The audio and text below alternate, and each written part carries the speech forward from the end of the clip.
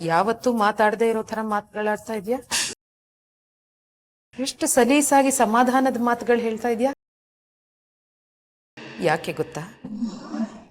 ಯಾಕೆಂದ್ರೆ ನಿಜ ಏನು ಅಂತ ನಿನಗೆ ಗೊತ್ತು. ಎಂಥ ಪವಿತ್ರವಾದ ಬೆಂಕಿಗೂ ಸತ್ಯನ ಸುಡೋಕಾಗೋದಿಲ್ಲ ರಾಮು. ನಿಜ ಹೇಳು ಮಗನೆ, ನನ್ ಮಗಂಗ್ ಮದ್ವೆ ಆಗಿದ್ಯಾ? ಅಮ್ಮ ಏನು ಅಂತ ಪ್ರಶ್ನೆ ಕೇಳ್ತಾ ಇದ್ದೀರಾ? ಈ ಪ್ರಶ್ನೆಗೆ ನಾನು ಉತ್ತರ ಎಲ್ಲಿಂತ ಹುಡುಕ್ಲಿ? ಉತ್ತರ ಕೊಡಕ್ಕಾಗದೆ ಇರೋ ಅಂತ ಯಕ್ಷ ಪ್ರಶ್ನೆನೇನು ನಾನು ಕೇಳ್ತಾ ಇಲ್ಲ. ನಿನಗೆ ಉತ್ತರ ಗೊತ್ತಿರೋ ಪ್ರಶ್ನೆನೇ ಕೇಳ್ತಾ ಇದ್ದೀನಿ. ನನ್ನ ಮಗ ನನ್ನ ಹತ್ರ ಬೇಕಾದಷ್ಟು ಸತ್ಯ ಮುಚ್ಚಿಟ್ಟಿರಬಹುದು, ಆದ್ರೆ ನಿನ್ನ ಸ್ನೇಹಿತ ಅನ್ನೋ ಕಾರಣಕ್ಕೆ ನಿನ್ನ ಹತ್ರ ಏನನ್ನೂ ಮುಚ್ಚಿಟ್ಟಿರೋದಿಲ್ಲ. ನಿಜ ಹೇಳು ರಾಮು, ನನ್ನ ಮಗನ್ ಮದುವೆ ಆಗಿದ್ಯಾ?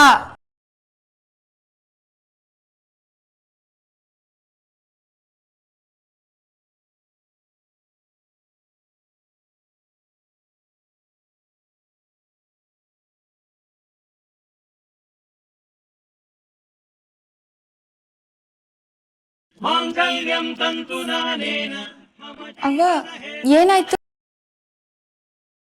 ಯಾಕೆ ಬೇಜಾರು ಮಾಡ್ಕೊಂಡಿದ್ದೆ ರಾಮಣ್ಣ? ಅವ ರಾಮಣ್ಣನ್ಗೆ ಏನಾದ್ರು ಬೈದ್ರಾ? ಇಲ್ಲ ಮಗಳೇ, ನಿನ್ನಣ್ಣ ನನ್ನ ಹತ್ರ ಸುಳ್ಳು ಹೇಳ್ತಾ ಇದ್ದಾನೆ ಅಷ್ಟೇ. ಏನಿಲ್ಲ ಚಿನ್ನು, ಅಮ್ಮ ತಮಾಷೆ ಮಾಡ್ತಿದ್ದಾರೆ ಅಷ್ಟೇ. ಮಾತ್ರೆ ತಗೊಳ್ಳಿ ಅಂದೆ, ಬಾಯಿಗೆ ಬಂದಾಗ ಏನೇನೋ ಮಾತಾಡ್ತಿದಾರಪ್ಪ.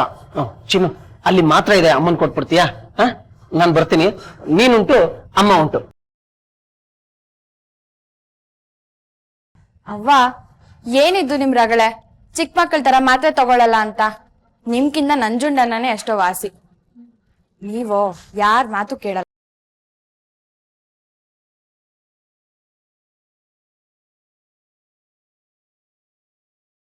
ನನಗ್ ಗೊತ್ತು ಮಗನೆ, ನಾನು ಹುಡುಕ್ತಾ ಇರೋ ಸತ್ಯ ನಿನಗ್ ಗೊತ್ತು ಅಂತ ನನಗ್ ಗೊತ್ತು. ಆದ್ರೆ ಯಾಕೆ ಎಲ್ಲ ನನ್ನಿಂದ ಏನೋ ಮುಚ್ಚಿಡ್ತಾ ಇದ್ದೀರಾ? ಯಾಕೆ ನನ್ನಿಂದ ಎಲ್ಲ ದೂರ ಆಗ್ತಾ ಇದ್ದೀರಾ ಅಂತ ಮಾತ್ರ ಗೊತ್ತು.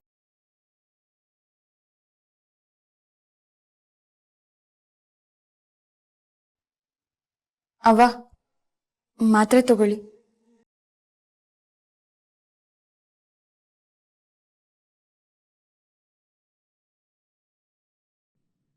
ಅವ್ವ ಯಾಕೆ ಇಷ್ಟೊಂದು ಯೋಚನೆ ಮಾಡ್ತಾ ಇದ್ದಾರೆ? ಅವ್ರ ಮದ್ವೆ ಆಗಿರೋ ವಿಷಯನ ರಾಮಣ್ಣನೇನಾದ್ರೂ ಕೇಳಿದ್ರ? ಪಾಪ ರಾಮಣ್ಣ ಏನ್ ಹೇಳಿರಕ್ ಸಾಧ್ಯ? ಅವ್ರಿಗೇನ್ ಗೊತ್ತು?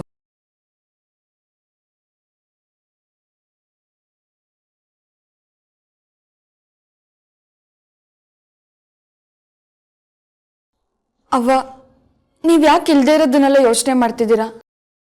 ಹೀಗೆಲ್ಲ ಮಾಡಿದ್ರೆ ನಿಮ್ ಆರೋಗ್ಯ ಹಾಳಾಗಲ್ವಾ? ಹಾಳಾಗ್ಲಿ ಬಿಡು, ನಾನ್ ಬದುಕಿದ್ದೇನ್ ಪ್ರಯೋಜನ? ಯಾಕವ ಅಪ್ಶಕುನ ನುಡಿತೀರಾ? ಮತ್ತಿನ್ನೇನ್ ಮಾಡ್ಲಿ ಚಿನ್ನು, ಮತ್ತಿನ್ನೇನ್ ಮಾಡ್ಲಿ? ಯಾವುದೋ ಒಂದು ಸಣ್ಣ ವಿಷಯ ತಲೆಯಲ್ಲಿದ್ರೆ ರಾತ್ರಿ ಎಲ್ಲ ನಿದ್ದೆ ಬರಲ್ಲ. ಅಂಥದ್ರಲ್ಲಿ ಇರೋ ಒಬ್ಬ ಮಗಂಗೆ ಮೃತ್ಯು ಕಂಟಕ ಇದೆ ಅಂದ್ರೆ, ಶಾಸ್ತ್ರಿಗಳು ಹೇಳ್ದಾಗಿಂದ 10 ನಿಮಿಷನೂ ಕಣ್ಣು ಮುಚ್ಚಿ ನಿದ್ದೆ ಮಾಡಿಲ್ಲ ನಾನು. ಏನೇನೋ ಭಯಾನಕವಾದ ಯೋಚನೆಗಳು ಕಣ್ಣು ಮುಂದೆ ಬಂದು ನಿಲ್ಲತ್ವೆ. ಕಲ್ಪನೆಗೂ ಸಿಗದೆ ಇರೋ ಅಂಥ ಆಘಾತಗಳು ವಾಸ್ತವ ಅನ್ನೋ ಹಾಗೆ ಕಾಣಿಸ್ತಾ ಇವೆ. ಹೇಗ್ ಸಮಾಧಾನವಾಗಿರ್ಲಿ, ಹೇಗ್ ನೆಮ್ಮದಿಯಾಗಿರ್ಲಿ? ನನ್ನ ಮಗ, ಅವನೇ ನನಗ್ ಮುಖ್ಯ, ಅವನೇ ನನಗ್ ಸರ್ವಸ್ವ, ಅವನೇ ನನ್ನ ಉಸಿರು, ಅವನೇ ನನ್ನ ಪ್ರಾಣ. ಅವನಿಲ್ಲ ಅನ್ನೋ ಕನಸು ಕಂಡ್ರು ಎಚ್ಚರಗೊಂಡ ಮರುಕ್ಷಣನೇ ನಾನು ಬದುಕಿರೋದಿಲ್ಲ.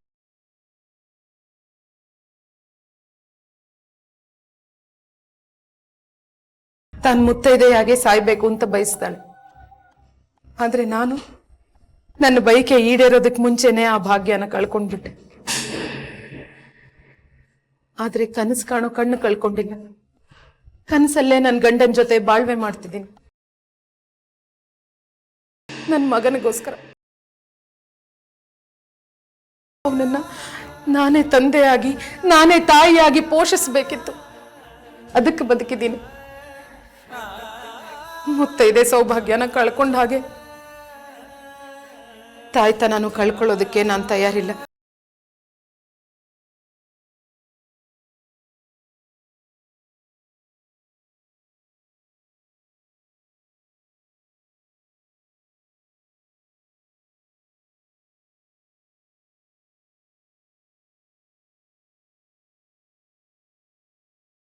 ನನಗೆ ನಿಜ ಗೊತ್ತು ಅಂತ ಅಮ್ಮನಿಗೆ ಹೇಗೆ ಗೊತ್ತಾಯ್ತು?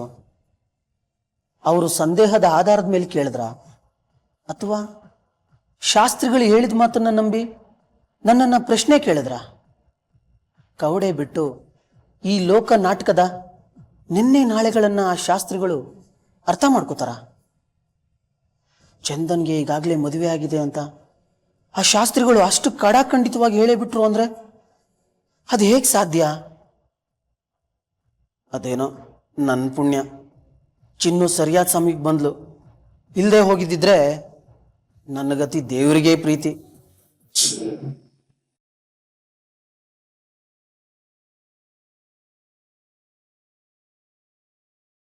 ಅಷ್ಟು ಸುಲಭವಾಗಿ ನನ್ನ ಪ್ರಶ್ನೆಯಿಂದ ತಪ್ಪಿಸ್ಕೊಂಡು ಹೋಗಕ್ಕಾಗೋದಿಲ್ಲ ರಾಮು. ನಾನು ಕಲಿಸಿದ ಮಾತನ್ನೇ ಬಳಸಿ ನನಗೆ ಸುಳ್ಳು ಹೇಳೋದಕ್ಕೆ ಸಾಧ್ಯ ಇಲ್ಲ. ನಿನ್ಗೆ ಇವತ್ತು ನೀನ್ ನಿಜ ಹೇಳಲೇಬೇಕು. ನನಗೆ ಗೊತ್ತು ನಿಜ ಏನು ಅಂತ, ನಿನಗೆ ಗೊತ್ತಿದೆ ಅಂತ. ರಾಮು, ಹೇಳು ರಾಮು ಪ್ಲೀಸ್. ಚಂದುಗ್ ಮದ್ವೆ ಆಗಿದ್ಯಾ? ಅಮ್ಮ, ಯಾಕೆ ಮತ್ತೆ ಮತ್ತೆ ಅದೇ ಪ್ರಶ್ನೆ ಕೇಳಿ ನಮ್ಮ ತಲೆ ತಿಂತಾ ಇದ್ದೀರಾ? ಚಂದನ್ ಹೇಳ್ದ ತಾನೆ ನನಗೆ ಮದ್ವೆ ಆಗಿಲ್ಲ ಅಂತ. ಅದೇ ನಿಜ. ಬಾಯಿ ಮುಚ್ಚು ರಾಮು. ನಾನು ಹೆಣ್ಣು, ಹೊತ್ತು ಹೆತ್ತು ಜೀವ ಕೊಟ್ಟವಳು. ಸತ್ಯ ಏನು ಅಂತ ಕಣ್ಣಿಗೆ ಅರ್ಥ ಆಗದೆ ಇರಬಹುದು, ಆದ್ರೆ ಕರಳಿಗೆ ಅರ್ಥ ಆಗತ್ತೆ. ಯಾವಾಗ ನನ್ನ ಮಗ ನನ್ನ ಯಾವ ಪ್ರಶ್ನೆಗೂ ಕಣ್ಣಲ್ಲಿ ಕಣ್ಣಿಟ್ಟು ಉತ್ತರ ಕೊಡ್ಲಿಲ್ವೋ ಆಗ್ಲೇ ನನಗೆ ಸಂದೇಹ ಬಂತು. ಹೆತ್ತ ಮಗ ಅಂತೂ ಸತ್ಯ ಹೇಳಲಿಲ್ಲ. ತುತ್ತು ಹಾಕಿ ಬೆಳೆಸಿದ ಮಗ ನೀನಾದ್ರೂ ಸತ್ಯ ಹೇಳ್ತೀಯ ಅಂತ ನಂಬ್ಕೊಂಡು ಬಂದು ಕೇಳ್ತಾ ಇದ್ದೀನಿ. ಹೇಳು ರಾಮು ಪ್ಲೀಸ್ ಹೇಳು. ಅಮ್ಮ ಅಮ್ಮ, ಯಾಕಮ್ಮ ನನಗೆ ಮತ್ತೆ ಮತ್ತೆ ಅದೇ ಪ್ರಶ್ನೆ ಕೇಳ್ತಿದ್ದೀರಾ? ನನಗೇನು ಗೊತ್ತಿಲ್ಲ ಅಮ್ಮ. ಯಾಕೆಂದ್ರೆ ನನ್ನ ತಾಯಿ ಜೀವ ಕೊಟ್ಟು ಹಾಲುಡಿಸಿದವಳು. ಅವನು ನಾನು ಅಂಗೈಯಲ್ಲಿಟ್ಟು ಕಾಪಾಡ್ಕೊಂಡು ಅರಗಿಣಿ. ಅವನ ಜೀವಕ್ಕೆ ಅವನ್ ಸುತ್ತಮುತ್ತ ಇರೋರಿಂದನೇ ಮೃತ್ಯು ಕಂಟಕ ಇದೆ ಅಂತ ಶಾಸ್ತ್ರಿಗಳು ಹೇಳಿದ್ರು. ಮಗನ ಜೀವಕ್ಕೆ ಆಪತ್ತು ಅಂತ ತಿಳಿದ ಮೇಲೂ ಯಾವ ತಾಯಿ ತಾನೇ ಸುಮ್ಮನೆ ಇರ್ತಾಳೆ ಹೇಳು ರಾಮು? ಜೀವ ಕೊಟ್ಟ ತಾಯಿ ಕಷ್ಟ ನಿನಗೆ ಅರ್ಥವೇ ಆಗೋದಿಲ್ವಾ? ಅವನ ತಾಯಿ ನಾನು ಅವನ ಜೀವ ಉಳ್ಸಕ್ಕೆ ಏನು ಮಾಡಕ್ಕಾಗಲ್ಲ. ಅವನ ಕೈಲಿ ತಾಳಿ ಕಟ್ಟಿಸ್ಕೊಂಡು ಅವನ ಹೆಂಡತಿನೇ ಎಲ್ಲ ಮಾಡ್ಬೇಕು. ನಿನಗೆ ಗೊತ್ತಿದ್ ನಿಜ ಹೇಳು ರಾಮು ಪ್ಲೀಸ್ ಹೇಳು. ಅಮ್ಮ, ನಿಮ್ಗೇನು ಅಂತ ಹೇಳಿ, ಯಾಕೆ ನನ್ನ ಮೇಲೆ ಸಂದೇಹ ಬೀಳ್ತಾ ಇದ್ದೀರಾ? ಭಯ ರಾಮು, ಭಯ. ಒಬ್ಬ ಮಗ ಅಲ್ಲ, ಒಂದು ಕಣ್ಣು ಕಣ್ಣಲ್ಲ ಅಂತ ಗಾದೆ ಮಾತು ಹೇಳ್ತಾರೆ. ನನ್ಗಿರೋನು ಒಬ್ನೇ ಮಗ. ನನ್ನ ಆತಂಕ ಅಳಲು ನಿನ್ಗೆ ಅರ್ಥ ಆಗತ್ತಾ? ಸುಳ್ಳು ಹೇಳ್ತಿರೋದು ಶಾಸ್ತ್ರಿಗಳಲ್ಲ, ಸುಳ್ಳು ಹೇಳ್ತಿರೋದು ನೀನು, ನನ್ನ ಮಗ. ಸರಿನಮ್ಮ, ಎತ್ತು ಮಗನ ಮಾತು ನಂಬಲ್ಲ, ತುತ್ತು ಕೊಟ್ಟ ಮಗನ ಮಾತು ನಂಬಲ್ಲ ಅಲ್ಲ ನೀವು? ಸರಿ, ಆ ಶಾಸ್ತ್ರಿಗಳು ಹೇಳಿದ ಮಾತೆ ಸರಿ. ನಿಮ್ಮ ಮಗನ ಜೀವ ಉಳಿಸೋದಕ್ಕೆ ನಿಮ್ಮ ಸೊಸೆ ಅದೇನು ಪರಿಹಾರ ಮಾಡ್ಬೇಕೋ ಮಾಡ್ತಾಳೆ, ಖಂಡಿತ ಮಾಡೇ ಮಾಡ್ತಾಳೆ. ನಿಮ್ಗೆ ನಿಮ್ಮ ಮಗನ ಜೀವ ಎಷ್ಟು ಮುಖ್ಯನೋ ಅವಳಿಗೆ ಅವಳ ಮಾಂಗಲ್ಯ ಅಷ್ಟೇ ಮುಖ್ಯ ಆಗಿರುತ್ತೆ.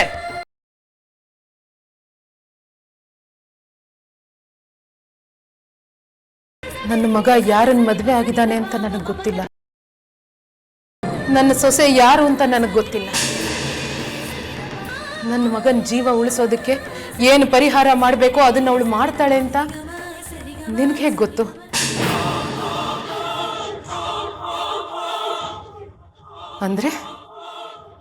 ಅಂದ್ರೆ ನಿಜ ಏನು ಅಂತ ನಿನಗೆ ಗೊತ್ತು. ಈಗ ನೀನು ಏನು ಹೇಳಿದೆ ಅಂತ ನಿನಗೆ ಗೊತ್ತಾ ರಾಮು?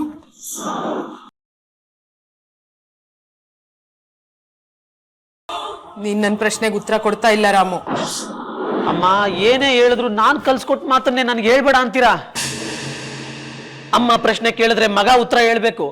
ಆದ್ರೆ ನಿಮ್ಗೆ ನನ್ ಮೇಲೆ ನಂಬಿಕೆನೇ ಇಲ್ಲ. ಈಗ ನೀವ್ ಹೇಳ್ಕೊಟ್ ಮಾತನ್ನೇ ನಾನ್ ನಿಮ್ಗೆ ಹೇಳ್ಬೇಕು. ಎಷ್ಟು ಕಷ್ಟವೋ ನಂಬಿಕೆ ಎಂಬುದು 4 ದಿನದ ಈ ಬಾಳಿನಲ್ಲಿ. ಅಮ್ಮ, ನೀವು ನಂಬಿದ್ರೆ ನಂಬಿ, ಬಿಟ್ರೆ ಬಿಡಿ. ನನ್ ಮನ್ಸು ಹೇಳ್ತಿದೆ ಚಂದನ್ಗೇನು ಆಗಲ್ಲ ಅಂತ. ನೀವು ಆ ಶಾಸ್ತ್ರಿಗಳ ಮಾತನ್ನೇ ನಿಜ ಅಂತ ನಂಬಿರೋರು, ನಾನು ನನ್ನ ಅಂತರಂಗದ ಮಾತನ್ನೇ ನಿಜ ಅಂತ ನಂಬಿರೋನು. ನಿಮ್ ನಂಬಿಕೆ ನಿಮ್ಗೆ, ನನ್ನ ನಂಬಿಕೆ ನನಗೆ.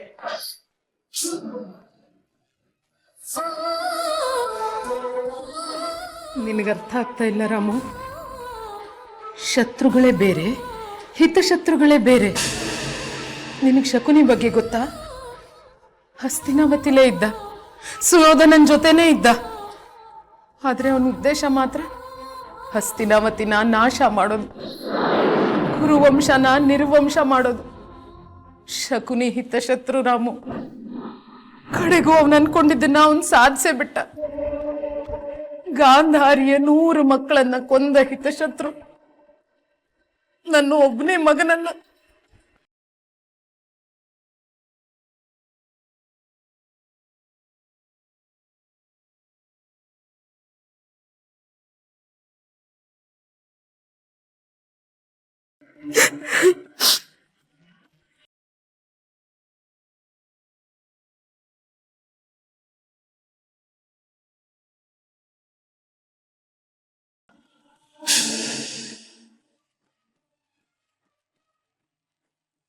ಅಮ್ಮ, ರಾಮಾಯಣ ಮಹಾಭಾರತದ ಕತೆಗೆ ನಮ್ ಕತೆನ ತಳುಕು ಹಾಕೋದು ಬಹಳ ಸುಲಭ.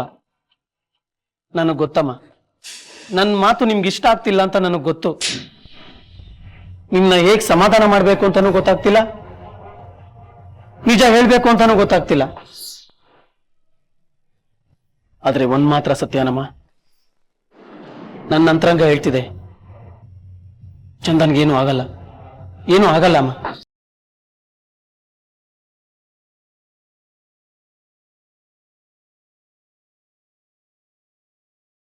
ನನ್ನ ಮಗಂಗೆ ಏನೂ ಆಗಲ್ಲ ಅಂತ ಅಷ್ಟು ವಿಶ್ವಾಸದಿಂದ, ಅಷ್ಟು ನಂಬಿಕೆಯಿಂದ ಹೇಗೆ ಹೇಳ್ತೀರ? ಅವನ ಕಂಟಕ ಪರಿಹಾರಕ್ಕೆ ಯಾರು ಪೂಜೆ ಮಾಡಬೇಕೋ ಅವರು ಪೂಜೆ ಮಾಡೇ ಮಾಡ್ತಾರೆ ಅಂತ ಈಗ ನೀನೇ ಬಾಯ್ಬಿಟ್ಟಿಯಲ್ಲ. ಈ ಅವರು ಅಂದ್ರೆ ಯಾರು? ನೀನು ಹೇಳ್ತಾ ಇರೋ ಅವರು ನನ್ನ ಸೊಸೆನಾ? ಯಾರು ನನ್ನ ಸೊಸೆ? ನನ್ನ ಸೊಸೆ ಯಾರು ರಾಮು? ಅಮ್ಮ,